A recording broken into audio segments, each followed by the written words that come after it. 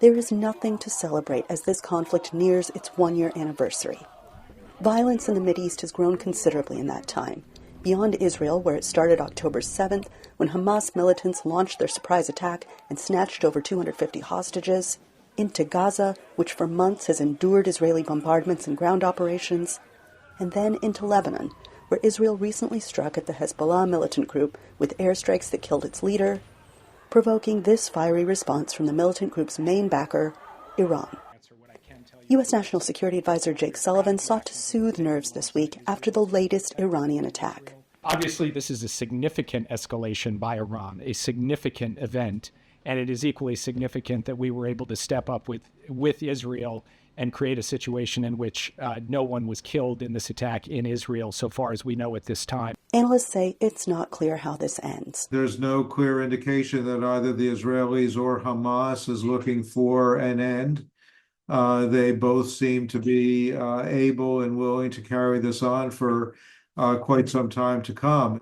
Diplomatic pressure is intensifying as more than 140 countries recognize Palestine as a state, including Ireland, Norway, and Spain, which did so this year. As this conflict twists and turns, analysts point to reasons the clashes continue. One factor, Israel's effort to wipe out Hamas and Hezbollah, is not unwelcome among some Arab leaders.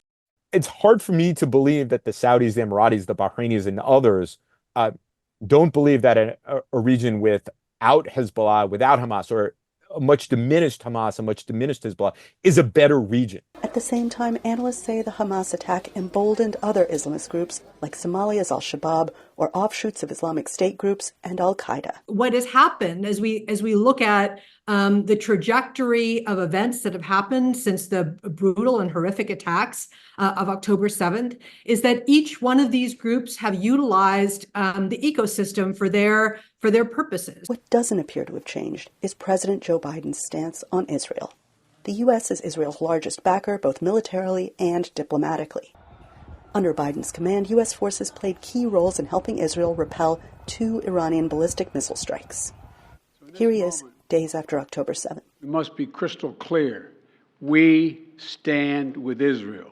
And this week. Make no mistake, the United States is fully supportive of Israel. As this grim anniversary looms, 2 things are crystal clear. This conflict won't end soon. Biden's term will. Anita Powell, VOANews, Washington.